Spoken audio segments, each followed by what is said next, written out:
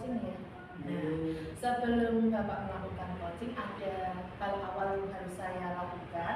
Saya akan memberikan beberapa pertanyaan kepada Bapak, dan saya akan mendiskusikan tentang rubrik penilaian kita hari ini, ya Pak ya. Pada kegiatan coaching nanti, saya akan mengamati dan menilai sesuai rubrik penilaian apakah sudah sesuai dengan alur TK atau belum. Nah, bagaimana Bapak memberikan pertanyaan berbobot kepada coaching dan juga bagaimana coaching tersebut merespon atau menanggapi pertanyaan dari coachnya, ya dari Bapak tentunya. Nah, jangan lupa nanti disesuaikan dengan prinsip coaching, diantaranya itu kemitraan, proses kreatif, dan memaksimalkan potensi. Oke? Nah, pertanyaan pertama saya Bapak, kompetensi apa yang akan Bapak kembangkan pada coaching Anda kali ini? Untuk potensi yang ingin saya kembangkan itu yang pertama mendengarkan aktif, Ya. terus itu hadir sepenuhnya, dan berikutnya memberikan pertanyaan yang berbobot. Itu bagusnya. Setelah itu pertanyaan selanjutnya, kompetensi mana yang akan Bapak kembangkan secara spesifik yang ketika nanti yang ingin diobservasi? Yang ingin saya kembangkan yaitu mendengarkan aktif dan memberikan pertanyaan yang berbobot. Nah, kemudian yang terakhir nih, apa indikator ketercapaian dari tujuan pengembangan yang diinginkan dalam proses coachingnya nanti? Saya ingin coach saya ini bisa menemukan solusi permasalahannya atau menemukan langkah-langkah dalam mengatasi permasalahannya. Bagus Pak. Berarti nanti Bapak bisa melakukan itu. Ini pertanyaan saya untuk praobservasi kali ini selesai. Nah, silahkan nanti Bapak persiapkan dengan sebaiknya coaching. Oke, terima kasih Pak Zainal. Ya Bu, terima kasih sudah mengobservasi saya. Assalamualaikum Bu Nur. Waalaikumsalam. Selamat siang. Selamat siang. Bagaimana kabarnya Bu hari ini? Ini baik, tapi sebenarnya itu ada yang kurang baik Pak Zainal ini ya. Agak kurang bersemangat karena beberapa masalah yang saya hadapi Pak Zainal. Nah, ini katanya Ibu mau ngobrol ini ya, mau menyampaikan sesuatu. Silakan Ibu untuk menyampaikan sesuatu tentang apa Bu? Oh iya, terima kasih Bapak sebelumnya. Terima kasih atas waktunya yang diberikan untuk saya. Sedikit sharing saja ini Pak ya, agar apa yang menjadi masalah saya itu bisa teratasi. Begini Pak Zainal, sebenarnya setelah kita belajar dari beberapa materi, ini terutama yang kemarin yang baru saya pelajari, itu terkait dengan pembelajaran berdiferensiasi Pak Zainal. Kemarin saya mencoba melakukan suatu variasi yang berbeda-beda. Kemudian saya juga menerapkan di kelas 11 untuk pelaksanaan pembelajaran diferensiasi. Tapi hasilnya dari pemahaman siswa itu sangat kurang Bapak. Selain itu saya juga merasa seperti sedang berjuang sendiri karena beberapa guru-guru di sekolah kami termasuk mapel saya itu belum tertarik dalam menerapkan pembelajaran berdiferensiasi. Gitu Bapak masalah saya Pak. Topik yang sangat menarik itu. Kita memiliki waktu antara 15 sampai 20 menit untuk mendiskusikannya. Nah, apa yang Ibu ingin capai dari diskusi kalau kita kali ini? Begini Bapak, kenapa saya ingin bertemu dengan Bapak untuk menceritakan kasus saya ini saya ingin mendapatkan solusi Pak, terutama tentang bagaimana caranya supaya bisa meningkatkan pemahaman siswa terkait dengan pembelajaran diferensiasi yang dilaksanakan atau pembelajaran yang berpihak pada siswa Pak. Kemudian saya juga ingin agar partisipasi siswa dalam pembelajaran kami itu meningkat dan rekan mapel sejawat saya terutama di dalam mapel bahasa Jawa itu mau mau berkolaborasi dengan saya untuk menerapkan pembelajaran diferensi, itu Pak Yenal. Oh begitu ya. Hebat sekali Indonesia ini sudah mulai menerapkan pembelajaran berdiferensiasi dengan berbagai variasi berbeda. Tapi Ibu merasa hasilnya pemahaman siswa belum optimal. Nah, kemudian ini Ibu, apa yang menjadi permasalahan Ibu dalam pembelajaran itu sebetulnya? Jadi mungkin yang saya analisa itu ada 3 hal Bapak, terkait dengan pemahaman materi dan partisipasi siswa dalam pembelajaran. Bagaimana cara meningkatkan pemahaman dan partisipasi siswa dalam pembelajaran, dan bagaimana caranya agar rekan mater saya itu mau berkolaborasi dengan saya di dalam pembelajaran berdiferensiasi ini Pak Yana. Menarik sekali kali ini. Jadi Bu Nur memiliki 3 hal yang menjadi kendala dalam menerapkan pembelajaran berdiferensiasi terkait pemahaman materi, partisipasi siswa, dan kolaborasi rekan mapel. Kalau boleh tahu Bu, apa sih yang ingin dicapai Ibu di pembelajaran berdiferensiasi ini? Baik Bapak, sebenarnya saya ingin kita menerapkan pembelajaran berdiferensiasi itu sesudah saya melakukan pengamatan, kuesioner dan wawancara terkait kesiapan belajar siswa dan gaya belajar siswa. Kemudian setelah itu saya berusaha untuk menuangkan dalam rencana aksi di dalam pembelajaran saya agar sesuai dengan kebutuhan siswa. Dan kemudian lagi siswa saya ajak berpartisipasi aktif dan materi pelajaran pun dapat dipahami oleh mereka, sehingga kemudian dari pembelajaran diferensi itu bisa kami lakukan secara berkesinambungan dari kelas 10 kemudian naik kelas 11 dan ke kelas 12 itu Pak Yana.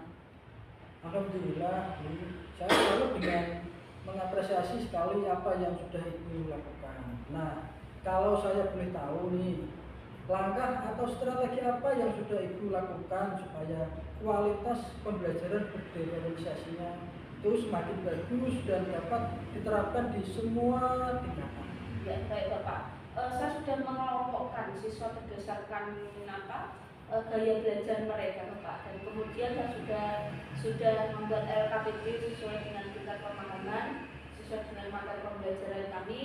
Kemudian selain itu saya juga sudah mendiskusikan ini di NGMP Mapel Serumpun, terutama di sekolah kami. Wah, bagus sekali Bu langkah yang sudah Ibu lakukan. Alhamdulillah ya Bu. Kalau tidak keberatan, apakah Ibu pernah mendapat dukungan atau motivasi untuk menerapkan pembelajaran berdiferensiasi ini? Lalu dukungan seperti apa yang sudah Ibu dapatkan untuk lebih menambah semangat dalam menerapkan pembelajaran berdiferensiasi ini?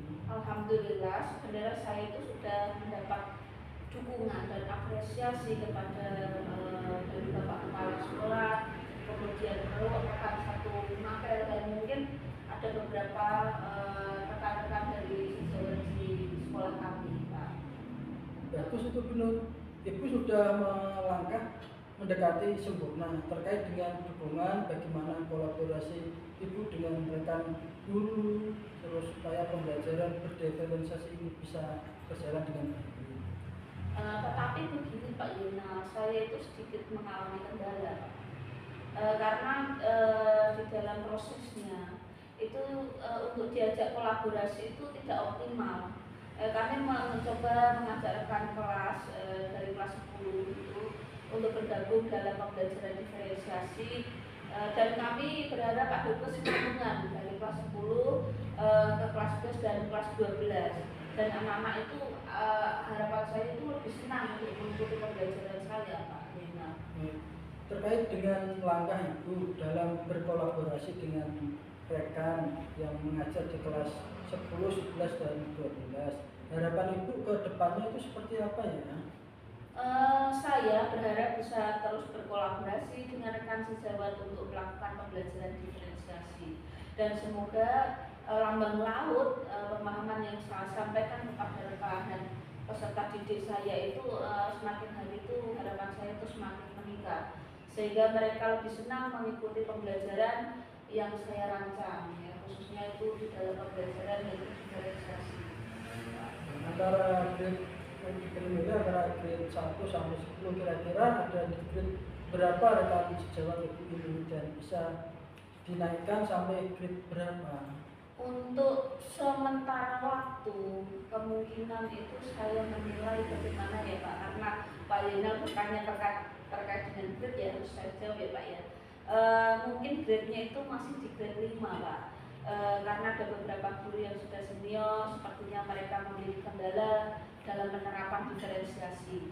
Mengingat pembelajaran diferensiasi itu kan membutuhkan banyak persiapan, khususnya di dalam IT ya Pak. Tapi saya yakin untuk keseluruhan akan bisa naik ke tingkat level 7 jika mungkin beberapa guru senior ini mau berkolaborasi dengan guru muda, sehingga untuk pembelajaran diferensiasi tidak menjadi kendala guru senior untuk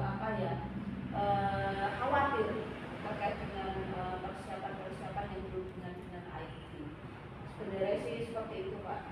Sudah menarik analisis itu terkait dengan grade-grade guru di sekolah itu. Terus apakah ada hal yang akan Ibu lakukan dalam waktu dekat untuk memperkuat kolaborasi Ibu dengan rekan satu mapel? Ya, begini Pak, rencana saya ini kan mau masuk ya tahun ajaran baru, mungkin dalam waktu 1 minggu itu kan masih belum optimal di dalam pelaksanaan pembelajaran.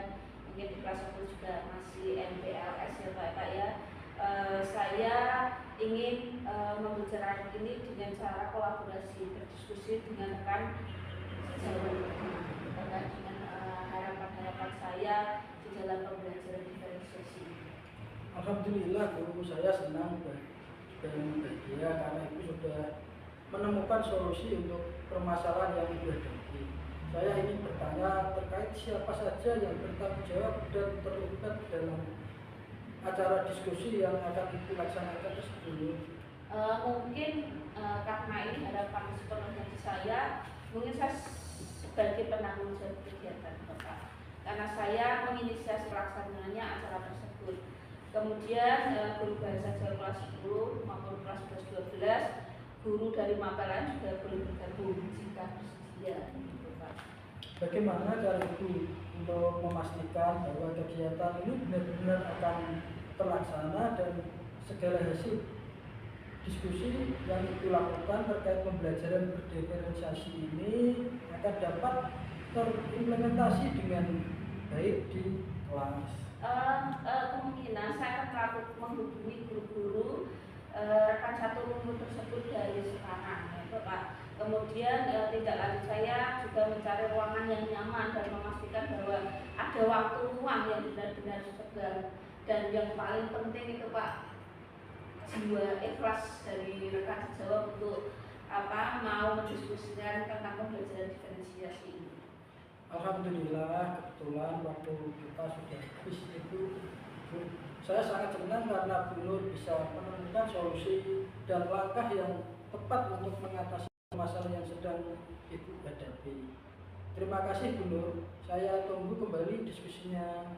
Ya, terima kasih sekali Pak Yena atas waktunya, karena berkat Pak Yena saya bisa menuangkan apa yang menjadi kendala saya, dan sehingga dari apa yang saya sampaikan dan arahan dari Bapak Yena menjadikan saya itu lega dan bisa mendapatkan solusi dalam permasalahan.